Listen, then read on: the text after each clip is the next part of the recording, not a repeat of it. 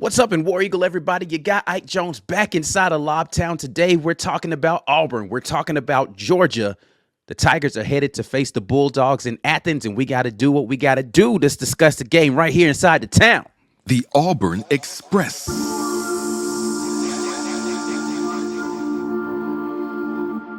You are now listening to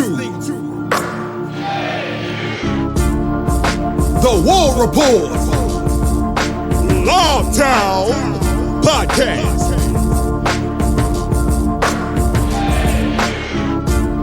With your boy Ike Jones.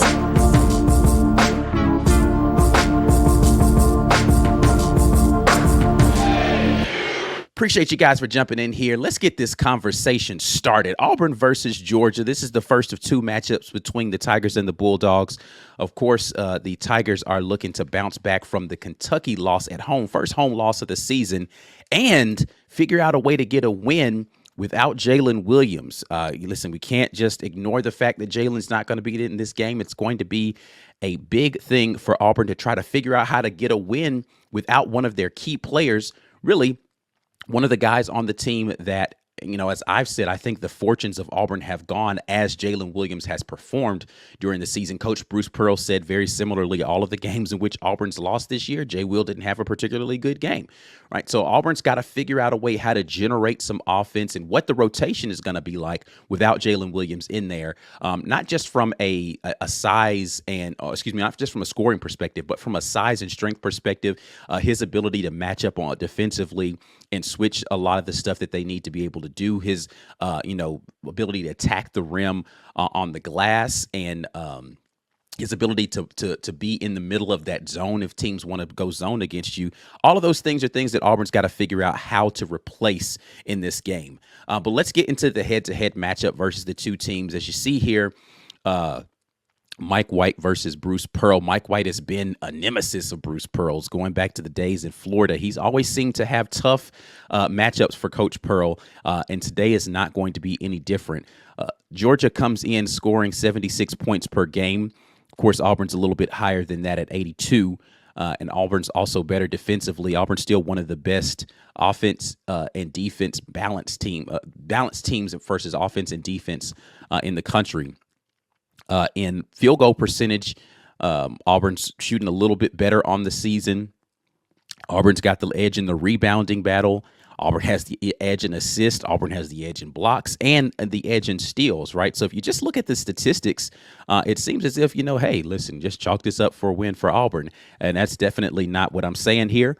The ESPN matchup predictor says Auburn's got an 80% chance to win, 80.5% chance to win this game. So all of the statistics say Auburn should come out of here with the victory, but this is why we play the games, right? There's no reason to just sit there and run an analytic model and say, hey, Auburn's definitely going to win this game, so let's not tip off and just chalk it up. Now, hey, listen, as an Auburn fan, I would love for that to be the case. Hey, let's just go ahead and chalk this one up for a win and get up out of here. But Auburn's going to have to go out here and win this basketball game. And there's a lot of things that need to happen right for Auburn, again, particularly because all the statistics that you have, that includes Jaylen Williams. And we don't know what this team looks like absent of him. So we're going to find out pretty quickly in a road environment how Auburn adjusts to being able to play without Jaylen Williams. When you look at the statistics leaders for both of the teams, Janai Broome still leading the way for Auburn's in points, rebounds, and blocks. Trey Donaldson still there for assists, and KD Johnson still there for steals. For Georgia, you've got Abdur Rahim. You've got Tekwa, who is their center there, the 7-footer. We'll talk about how he can factor into this matchup for Georgia. Justin Hill is the leader in assists, and then Demery Jr. is the steals leader for Georgia. For this game, I think the big thing for Auburn is going to be figuring out how to limit a Georgia offense that tends to shoot the ball well from three. This is not an unfamiliar story for Auburn having to play a team that's going to shoot the ball particularly well from three. They've got multiple guys that shoot up over 30% from three in this game.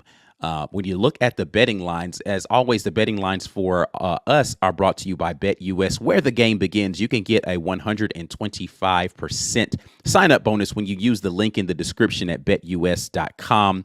Again, click the link in the description to get that sign-up bonus. But the spread shows Auburn favored in this game by 7.5.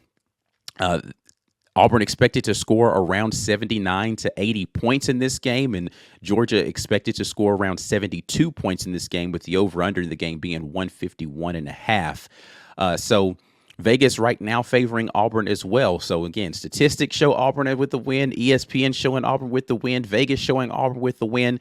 Auburn needs to prove all of these people right out here on the road to come out with the victory here. But again, head over to BetUS if you want to put a little something on the game, or any game that's going on today. You can go ahead and do that right now.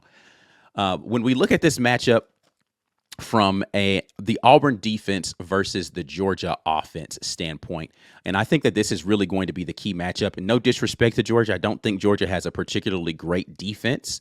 They can be opportunistic, but they're not a great defensive team. So it's really going to come down to how well Auburn's going to be able to defend Georgia. And that's not going to be an easy proposition when you take a look at what Georgia's done on the season so far. Again, 76 points per game, which is, I mean, it's not earth-shattering, but it's pretty good, right? Like it's a decent point per game average. They're shooting, though, 34% from three on the year, which is, that's fairly good. That's a fairly good percentage, average percentage on the season to be able to shoot. And their effective field goal percentage is at 50.8. But the big thing for me when I look at this team at home is they shoot almost 36% at home from three, which, again, most teams do shoot the ball better at home. They are about the same inside of three, right? Like whether they're at home or on the road, they're about the same percentage. They shoot it a little bit better from the free throw line. But the big number that jumps out to me when I look at this Georgia team as far as their offense is concerned is how often they're getting to the free throw line.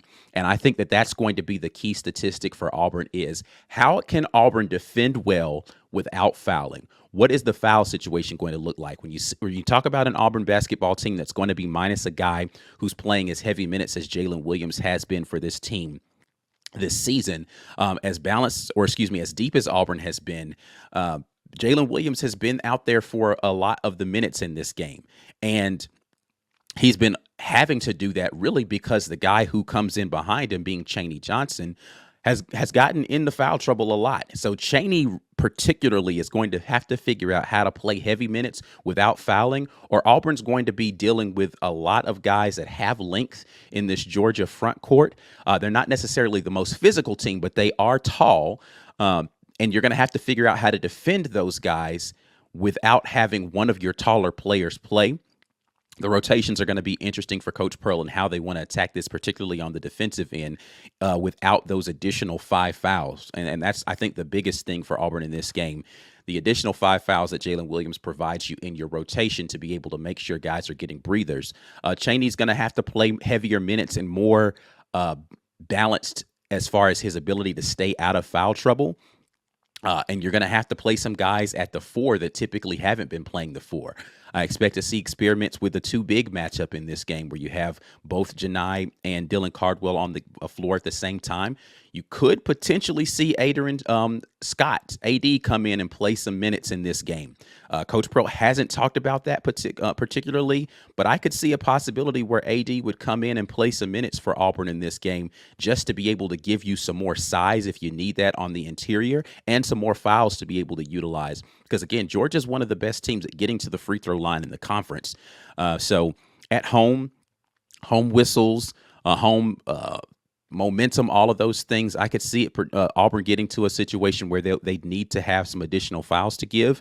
Expect to play Semo a little bit at the 4 in this game, just to be able to make sure that you've got some of your primary guys in there a little bit more. But the rotation at the 4 spot is going to be interesting for Auburn in this one.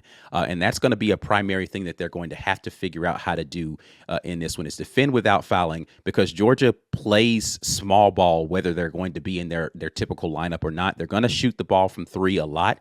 And really, Auburn just needs to figure out how to funnel all of those things to the paint. Dylan Cardwell needs to play a good game in this one as well. He needs to be able to defend without fouling. The games where Auburn has struggled on the road this season, you can point to a couple of things. Jaylen Williams not having a good offensive game and Dylan Cardwell getting into foul trouble. If he can stay on the floor and be able to provide that spark and that interior post defense that Auburn needs to be able to make sure that Georgia remains on the perimeter, and when I say remains on the perimeter, that they feel like they need to score a bunch of points from three. Auburn needs to run them off the three-point line, but and keep them out of the transition three, which is a big thing for Georgia, as they really want to come down and hit you with some transition three stuff in the medium transition, not their primary break, but the secondary break. While you're still trying to get your defense set up, they'll rotate and get into a three. This Georgia team is not going to go away. This is going to be one of those teams where even if you get down, if they get down early or really even late in the game, you got a 15, 20-point lead, they're going to keep trying to shoot their way back into this game. You're going to have to put Georgia away if you happen to get a lead in this one.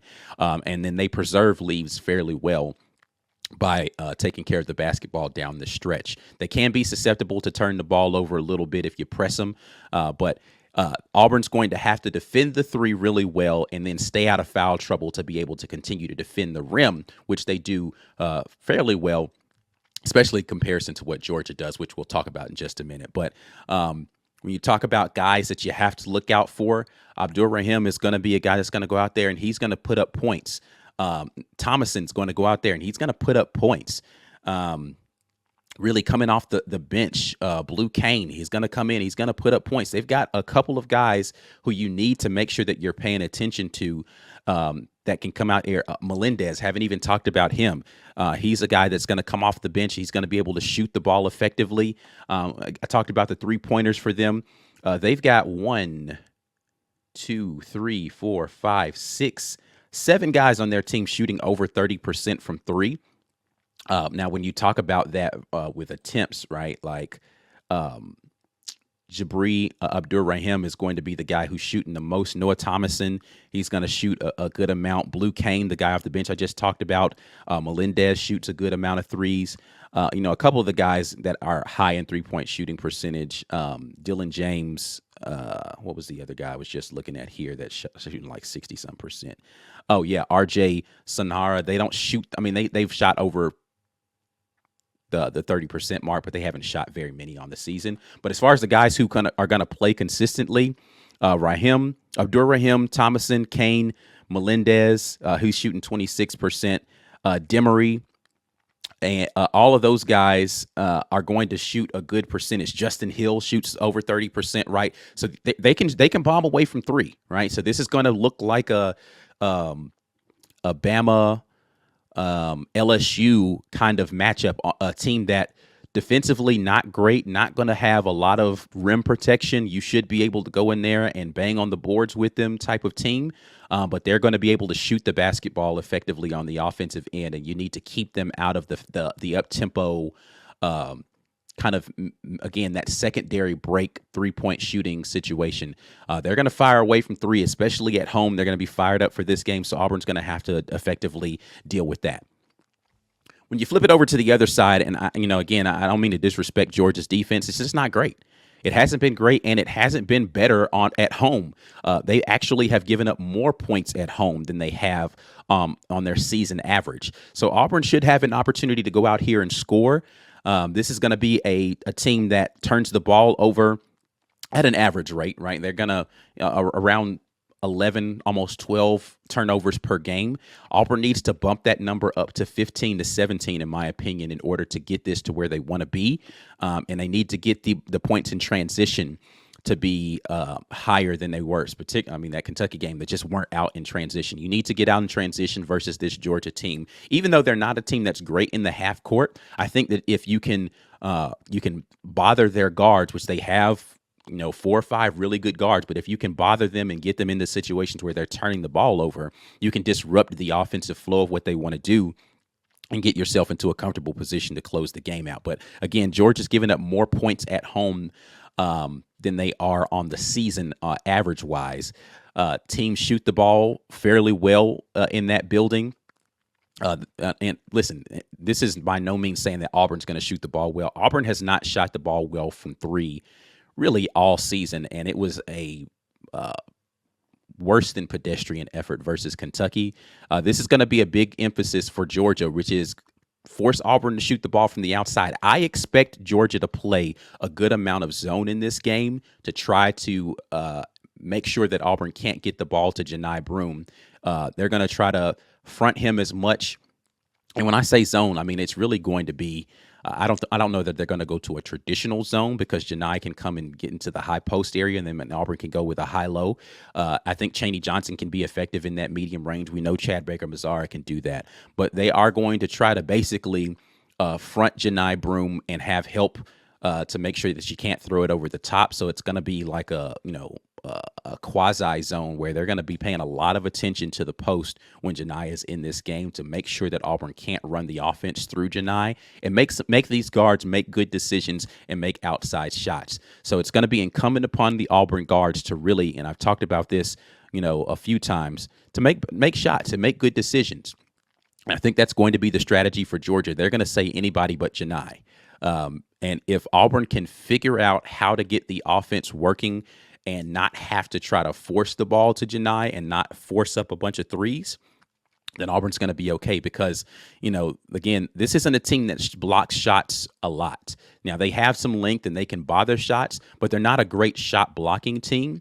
Their leader in shot blocks is going to be Russell Chiwa, and he is going to be a guy who only blocks. He doesn't even block one per game, right? So on average, he's not going to be a guy that's going to be bothering all of the shots at the rim.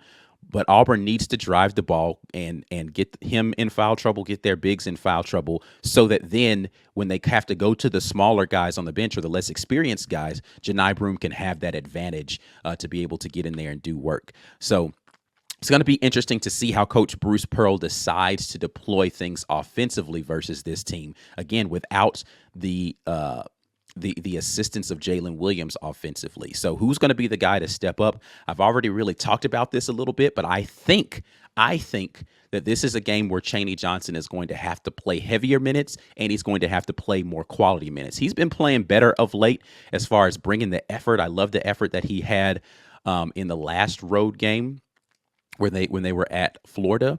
I thought he played a really good game in that game, despite everybody else seeming to be kind of off kilter there. He needs to have that kind of game offensively where he's shooting the ball confidently, getting the ball into the mid-range, being able to step out and potentially knock down some of those open threes that he's missed these last couple of times.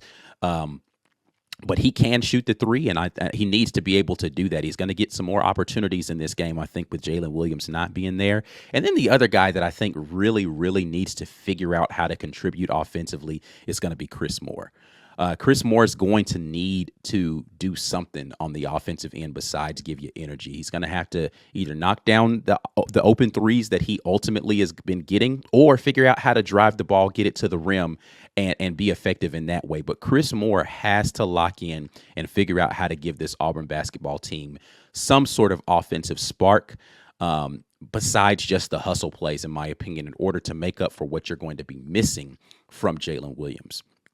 But listen, this is going to be a tough game for Auburn. On the road has not been kind to Auburn all season, specifically as how they play offensively. The defense has traveled really well. They've other than, again, the anomaly that was the Florida game, Auburn's defense has done their job. It's the Auburn offense that you have to worry about whether or not they're going to have a remedy for no Jaylen Williams and being able to weather whatever offensive storm ultimately is going to happen for Georgia early in this game because they're going to be coming in juiced up. Georgia's lost 4 of their last 5 games, and a couple of those have been home losses. So it's not as if this building is impervious to getting home teams. Excuse me, the away team is not able to go and get wins here.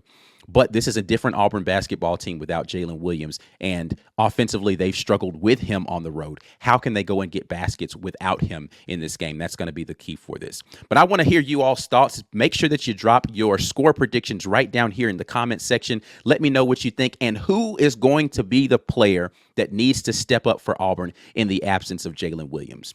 Before y'all get out of here, make sure you like the video, subscribe to the channel, share the content with somebody, and we'll be back at you guys later with more content, and we'll see what happens in this game. Until the next time, and as always, War Eagle, I'm out of here. Peace.